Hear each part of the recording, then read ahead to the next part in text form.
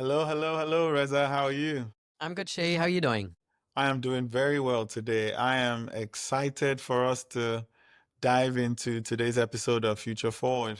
Yeah, Shay, we're gonna do an episode about museums, and the prime question here is, do museums make cities better? Yeah,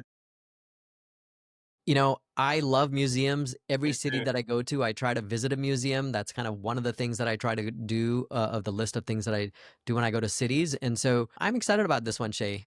As you should be, as you should be. Before we dive in, welcome to our listeners, both new and old. To our new listeners, thanks for joining us.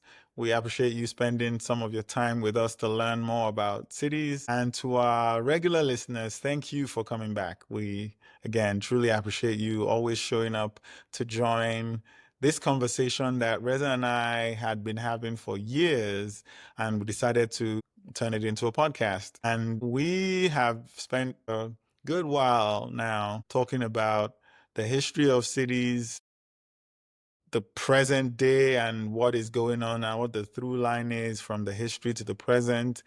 And then we paint some scenarios for the future, what we like to call strategic foresights.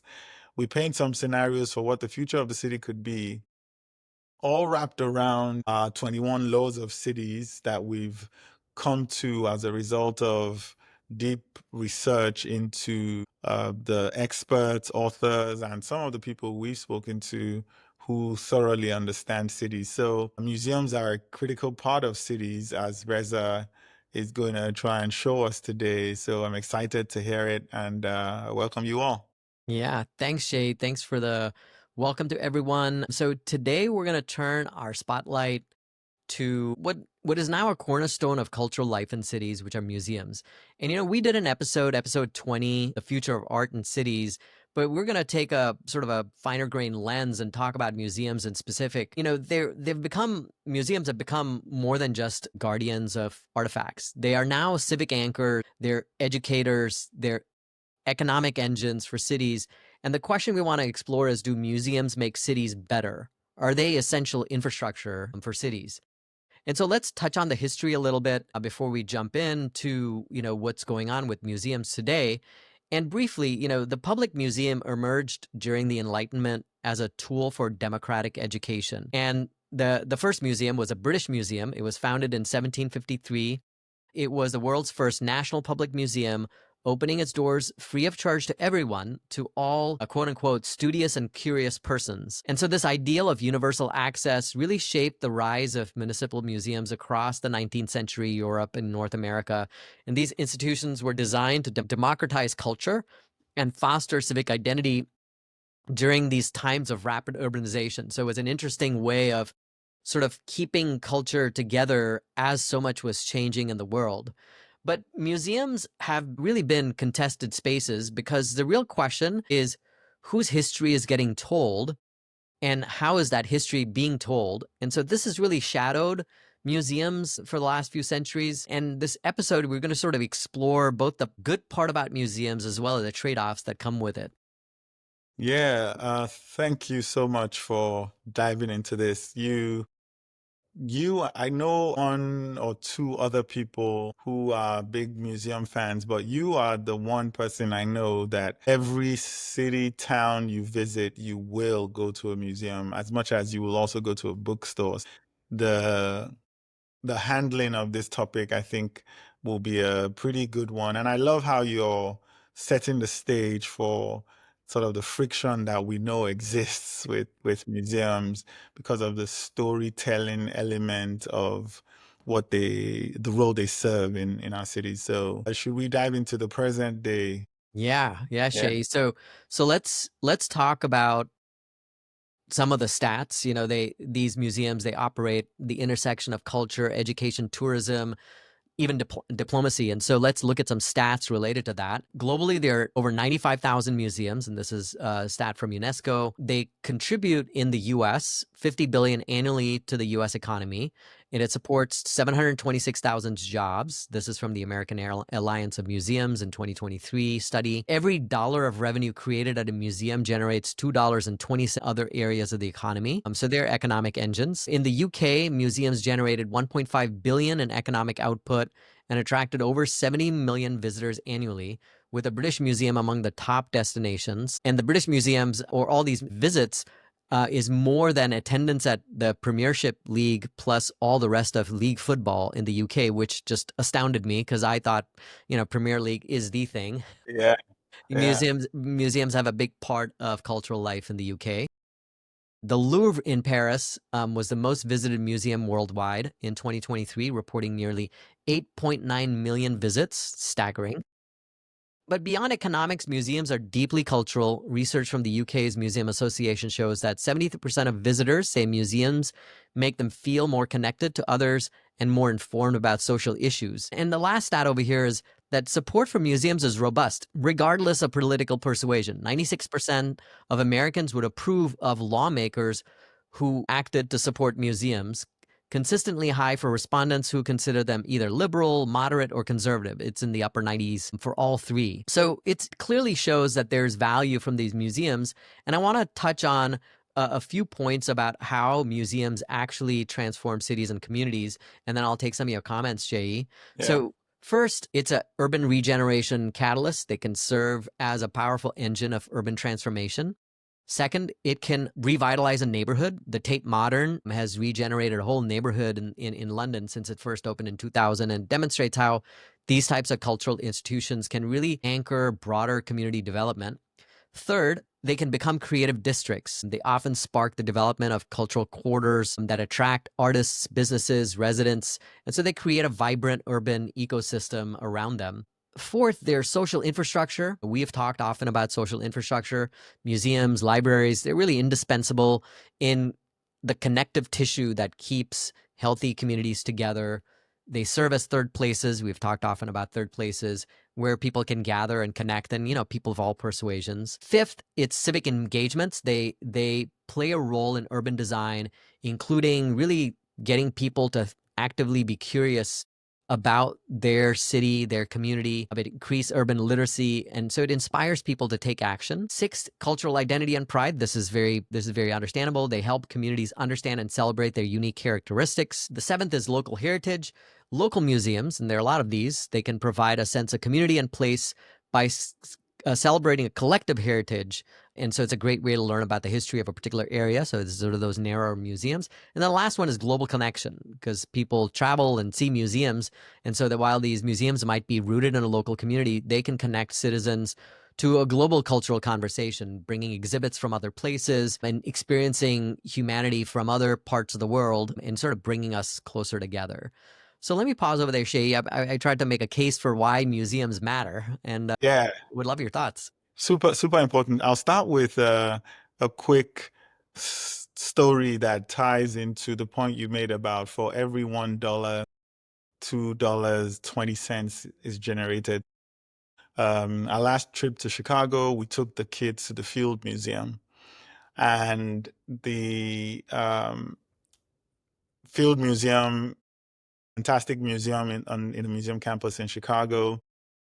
And there were a couple of exhibits. One was the fashion of Africa, so we had to absolutely go there. The kids loved it, the vibrant colors and stuff. And on our way out, we tried to find something to buy that would tie our experience together, essentially. So bought a few things, and we'd walked to the museum, but we were also tired by the time we were going back. We had to take a cab, which meant we spent some more money. And so we had, from visiting the museum, generated money within the museum, but also outside of the museum, because we bought some tchotchkes, and we also bought stuff for the kids to and take as for their memories of the place. And so that will be forever tied to their experience of Chicago. They've been a few times, but this time they went to the museum they hadn't been. It represented something that is in their heritage, because they saw the fashion of their ancestors in Yeah, Africa and yeah, modern as well. From that experience and what you're sharing here, that might have to be one of the things we now do when we travel with them because they had such a good time. It was both educational and fun at the same time. They saw the largest T-Rex Wow. fully, it's in the Field Museum, the most complete fossils of a T-Rex they saw in there. And it was just amazing. Yeah. It's one of the highlights of the trip for them in Chicago, even though they had a really great time. And I will confess, while I'm not as religiously visiting museums as you are, in Khmer, Turkey, there was an outdoor museum. I think I shared some pictures with Yes. you. Yes. Totally local, small museum, but it was outdoor. It probably represented the most authentic thing about the place Wow. for us because it was historic in that sense, but Yes. also tying It it wasn't together. touristy, right? It wasn't touristy. Exactly. Yeah. Exactly, exactly. The Tate Museum, I really used to enjoy going to when I lived in London because it used to be a power station, the Yes. Bankside power station. Exactly. Again, um, even if I'm not as clear about the value, or I wasn't before I started reading your show notes and we started having this talk about the value of museums in cities, um, you've triggered a ton of, you know what? It is a critical piece of any city. Yeah. Thanks for that. Yeah. Yeah. Those are really good examples. It's so cool that your kids enjoyed the Field Museum. That's like such a memorable part of a trip. And I remember so many memorable things from the trips that I've been with my kids and the museums that we've been to. So there are all these positives, Shay, but like, there are trade-offs that come with museums, and we should talk about that. And I'm going to do the trade-offs. And it really starts with cultural appropriation, right? Museums face a lot of scrutiny over the origins of their collection, with the communities reclaiming certain ethnic objects that were obtained from them. So that's a challenge. The second is accessibility and inclusion. Museums, they've been perceived as educational centers for the educated few. This disadvantages visitors who lack adequate background information about the artifacts in the museum. So it's almost like it's, the elite building for the elite as opposed to, thinking of everyone and making it accessible to all. The third is funding pressures. One of the biggest limitations in these times is the lack of economical support due to cuts in public administration, public funding. So museums really caught between maintaining scholarly standards and generating revenue. 61% of museums report that the number of individual donors to the museums have stayed the same or decreased in the last 5 years. So it's a struggle. The fourth is a city effect, the gentrification effect of museums. They can contribute to neighborhood gentrification. It can potentially displace long-term residents even as they improve the local economy. So there is that challenge. You can have like a really beautiful museum, that revitalizes a neighborhood but can bump some other people out. And then the last one, and I think this one is really apt for our time, the political pressure that comes at museums. The contemporary moment that we live in is a culture of meanness, unfortunately. It's not based on facts, it's not based on conversation. It's destructive to our democracy and our institutions. And it really creates challenges for museums trying to navigate this cultural and political sensitivities. I mean, the most recent thing that happened was the Smithsonian Museum, the director of the National Portrait Gallery was summarily fired, by the president when he didn't have the authority to. But then she resigned because she didn't think that she had support. But bringing politics into it really damages what we positive effects of museums. So let me pause over there, Shay, and get your comments. Yeah, it's such a, I think while it is becoming more apparent now, museums have always been political in that sense, in the Interesting. sense that the stories that museums tell favor some narrative that the political class want to, or the elite, Yeah, or yeah. the, His, it, hi- it, yeah. History his, is written by the winners, exactly, right? exactly. And Yeah. so, exactly. And Yes. so, Such a good point. to that effect, there is that undertone, Yes. and it is just a lot more heightened in our present circumstances. The cultural appropriation piece is the one that gets me the most, honestly. And another quick story: we were watching Black Panther, the first movie with the kids, and there was the scene where I hope I don't wreck this for anyone who hasn't watched it, but there was the scene where one of the characters was in a museum pointing to artifacts and calling out the fact that these artifacts came from Africa and he was going to take it back. It was sort of the premise there. And it is kind of baffling that they say art imitates life. He wasn't saying anything that people haven't been griping about for years now. Yeah. And I there's both the political and there's this like great arrogance about the colonization that led to the obtaining of some of these artifacts and the unwillingness to return them to where they are Yeah. originally from. So it is that these. Thank you for sharing these. These are seriously contentious challenges, I dare say, but I'm sure our listeners recognize that we're calling these out not because we think museums are rubbish. We just spoke about our love for museums, Yes. but we have to be clear-eyed about assessing Yeah. both.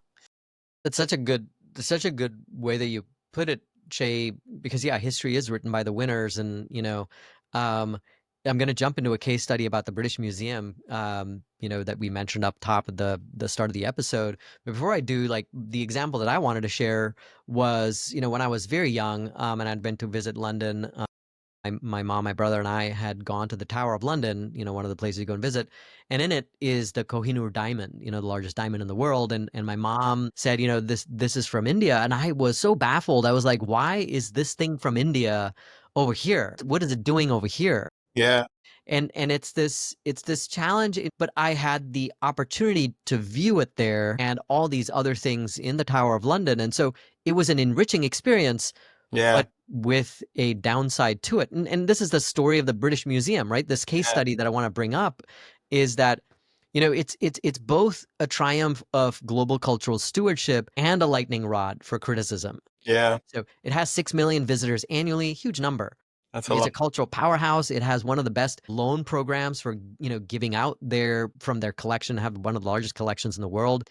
Economically, it supports local businesses, tourism. It acts as an educational resource for thousands of schools and scholars. And its success stems from several factors, global accessibility. It has really embraced the digital platforms. This is one of the things that it does really well. And while maintaining its commitment to free admission, which is amazing. Free admission, anyone can come in. There, it isn't $30 to get in. Yeah, So it ensures this access remains democratic. It has a really good exhibition strategy, bringing things from different places. So it has increased attendance and an uptick in, sort of international visitors, because they have these temporary exhibits that really showcase different parts of the world. There was one, Legion, Life in the Roman Army. Then there was one about Michelangelo. So it's really finds a way to sort of showcase all these different cultures around the world.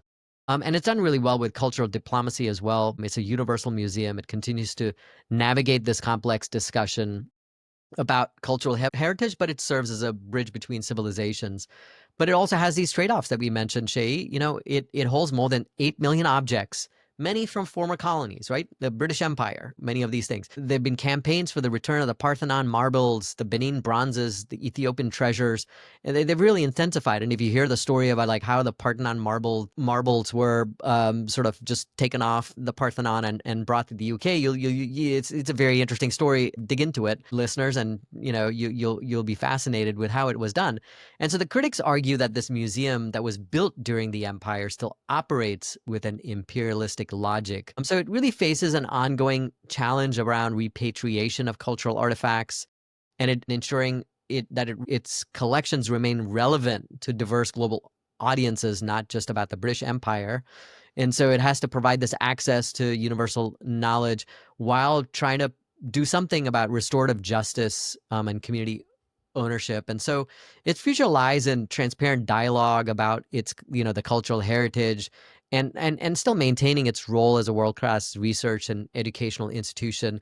And I'm going to touch on this in the future scenarios, but this museum is, the first public museum facing the challenges that the future of museums staying relevant really brings. Yeah, no, really very good framing through that case study.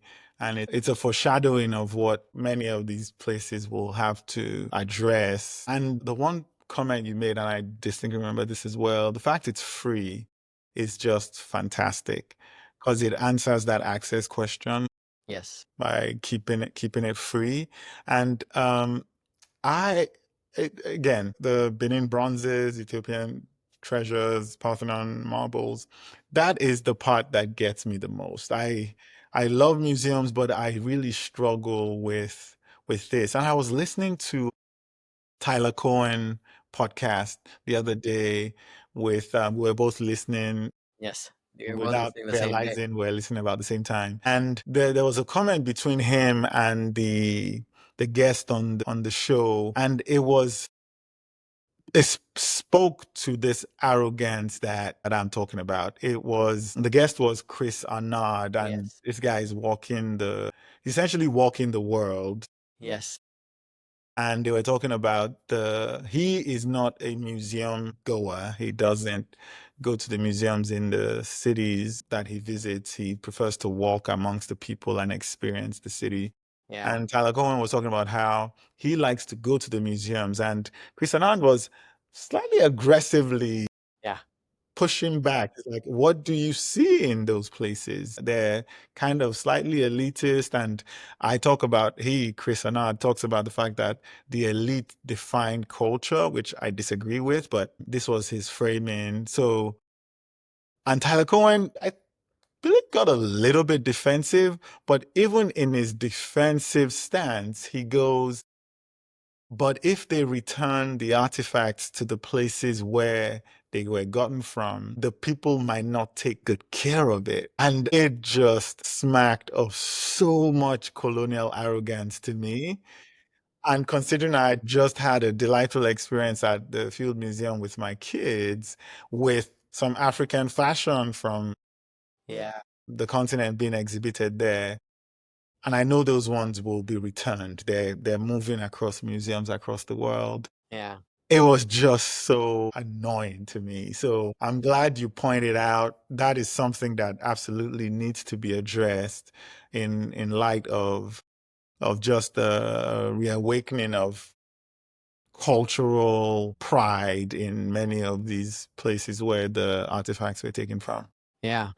Yeah, thank you for sharing that. Yes, we listened to that episode, and I thought that was a really interesting exchange between the two of them, and it really highlights this trade off, right? These museums give you this rich experience, but the way that they do it is, you need to be thoughtful about it. Yeah, So Shay, I think what we should do now is talk about the two the law. laws that apply over here from our 21 laws, and then we can jump to kind of the future state, Interesting. and talk about where should these museums go. Where should they go? Yeah, but I'll dive on into the laws. And for our regular listeners, these laws, we keep trying to test and weave the story of cities around. And these two you've picked up particularly relevant. Reza, number 16, which is that social infrastructure is as crucial as physical infrastructure.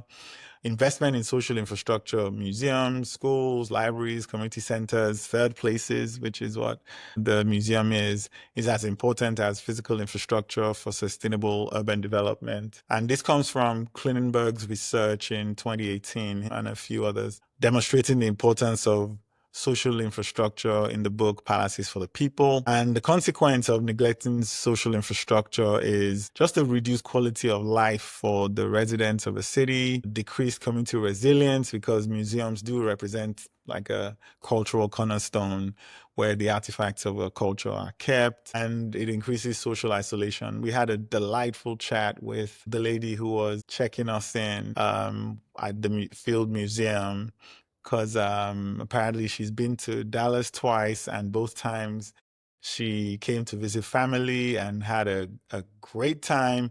But next time she might just go to Austin because she hears it's even more fun than Dallas. It was just this hilarious conversation Yes. of Yeah, social it's connection.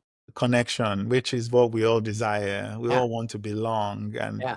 those conversations do increase our sense of belonging in a place. So this law is absolutely spot on. And then the second law is law 13. Cultural preservation strengthens community identity, and sort of touched on it a little bit, where preserving and celebrating cultural heritage and diversity strengthens the city's identity and the social cohesion within the city as well. And this comes from the research, similar research from recognizing culture as a key driver of sustainable urban development. And a report that came out that made this statement is Culture and Urban Future.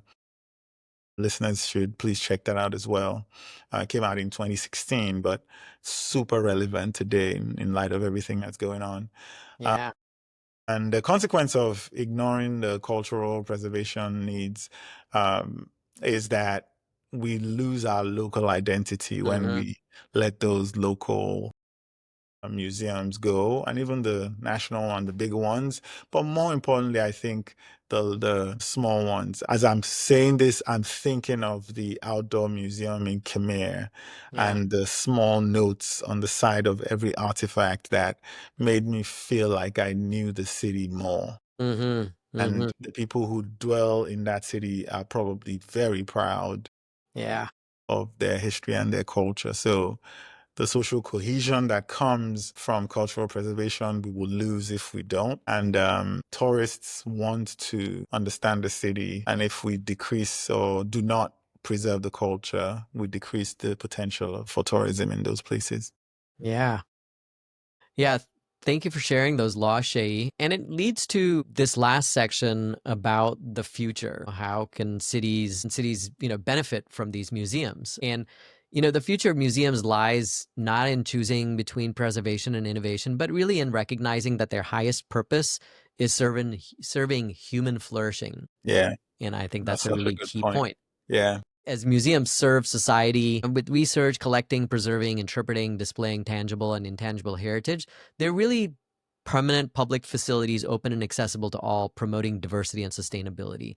And so yeah, I want to offer three models for museums of the future, sort of three possible ways forward. The first one is what I titled a hybrid institution that, really blends physical and digital experiences, that is much more technologically oriented, so creating personalized journeys with AI-powered systems to adapt to the individual visitors' interests and learning styles, globally connecting the collection and experts worldwide, and really immersive storytelling using technology to make that history tangible and the art interactive. So that's one. The second is a community anchor. So a place for health and well-being, a center that offers programs specifically designed to support mental and physical health, really the social infrastructure aspect, a lifelong learning institution to provide formal and informal educational opportunities across all ages, and then a civic forum, hosting community conversations about local and global challenges. I really like this one. This one sounds very appealing to me. This is probably the favorite one that I have.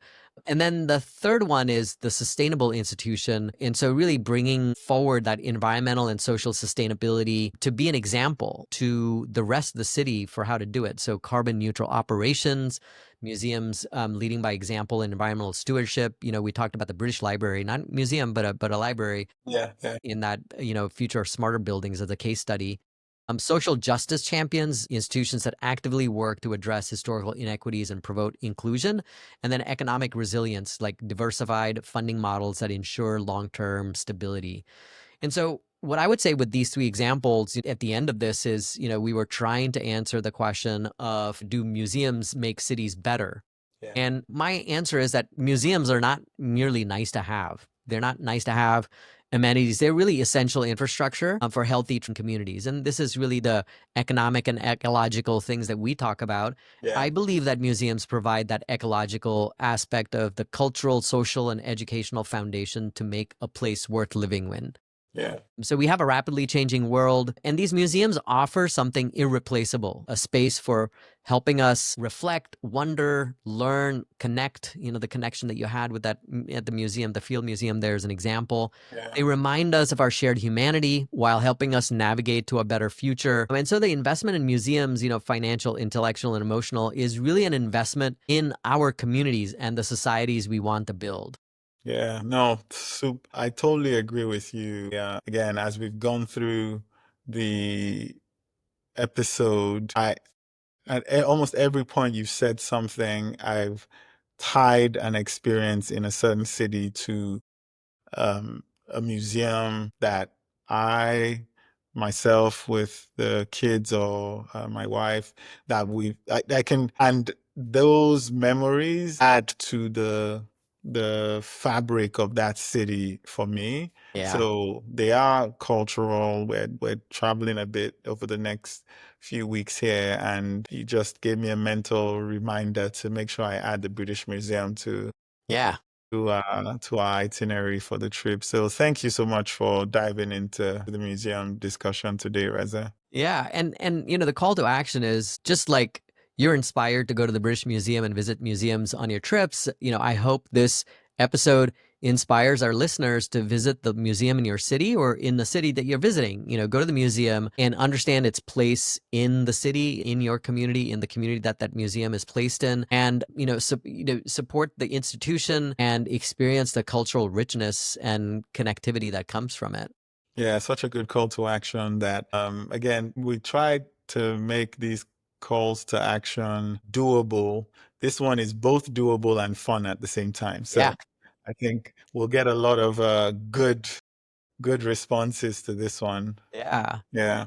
Yeah, talking about responses, Shay, let's jump into our mailbag Yeah, segment of please. the episode. I have a great mailbag from my sister-in-law, Yeah. Nazneen. And so Naz, wrote in response to the future of airport episodes. I'm going to read her email. It's hilarious. It's Yes. absolutely hilarious. And she's writing about a trip that she was on. She said, "Loved your airport podcast, which kept me company during an interminably long work trip a couple of days ago. It was an especially serendipitous episode, as just a few days before I flew into a one horse town called Patnagar. Um, that she flew on what she says, a creaky ATR that sounded like it was powered by a hairdryer. I think ATR is one of those smaller planes. Yeah. Powered by a hairdryer. That really brings a great picture to mind.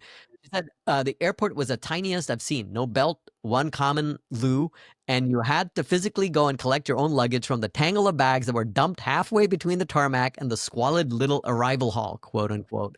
No trolleys, no belt, no fan, no counter. I'd been to this airport just 3 weeks ago and was betwixt a state of horror and bemusement, but your podcast got me thinking. Yeah. And so this is what, she thought about. It was like the impression was certainly not good, but there was a strange sort of charm to its bare bone simplicity. It didn't have the traditional hallmarks of being a progressive airport, as Shay had pointed out, but in retrospect, it had something else. And I'm still grappling if it was charming or if it was aggressive. Is there any bridge between development, future, and protecting these small towns that are still so wonderfully rooted in a simpler, slower, dare I say, richer life? Oh, man, that is such a mailbag. It's amazing. I dare say, Reza, like you, she's a bit of a writer and a poet too, Yes, because she is. like vividly described her experience at the airport. And that final point is such a good one.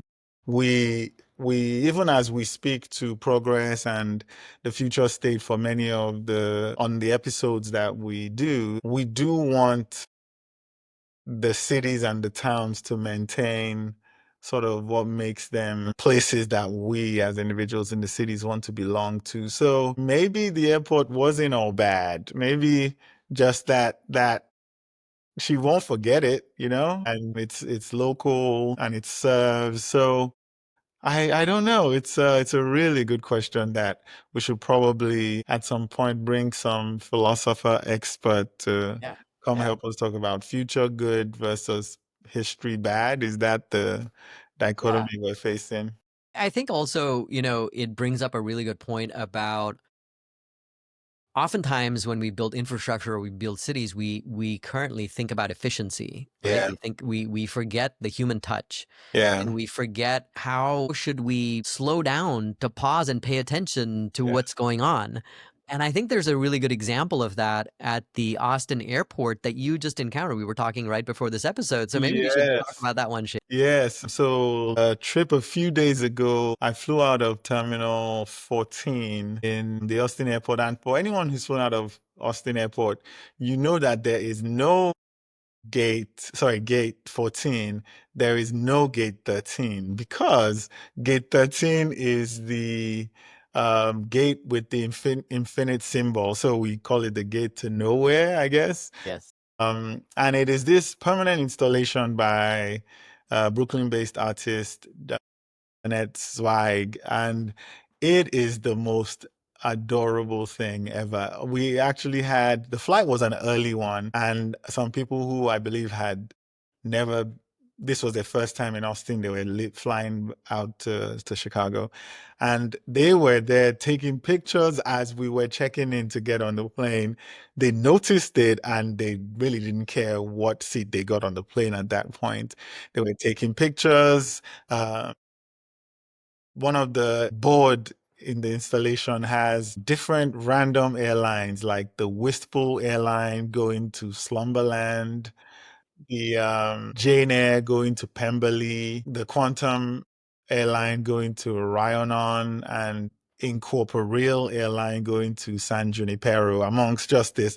Anyone who flies out of Boston Airport, try and get a few minutes at gate, what should be gate 13, but is gate infinite or nowhere, which is a fantastic, unique, because no other airport has this Yeah. installation. Yeah. And it's sort of a combination of art and uh, this very whimsical approach to Austin that Yeah. we all know Weird. of. Yeah, Yes, keep super Austin weird, weird.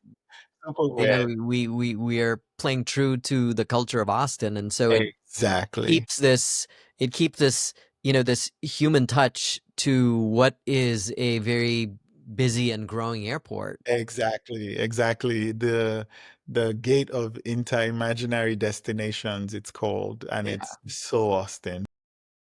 Yeah. This is a great example. I love this mailbag. Thank you, Naz, Thank you. for sharing. Very good. Yeah. Yeah. And, with that shade, we come to the close of this episode. Really enjoyed, talking about museums because one of my, favorite places. And, as we always share, as we always tell our listeners, please share this with others that you would think you would enjoy it. And then like and subscribe. Our YouTube algorithm overlord really does pay attention to your likes and subscribes. And we're doing really well on YouTube. So, keep folks that are watching on there, keep doing it. And then, it's available on every podcast platform. So rating and reviewing over there really helps us too. But yeah, I can't wait for our next episode, Shay. This was a lot of fun to do. This has been so much fun, Reza. Thank you for diving into a passion topic for you, but also handling it with so much clarity so Thank that you, Shay. our listeners get a balanced view of whether museums help or make cities better. And I think the conclusion we'll come to is that, yes, it does. Yeah, it does. Till next time, thanks for listening. Thank you. Bye. Bye.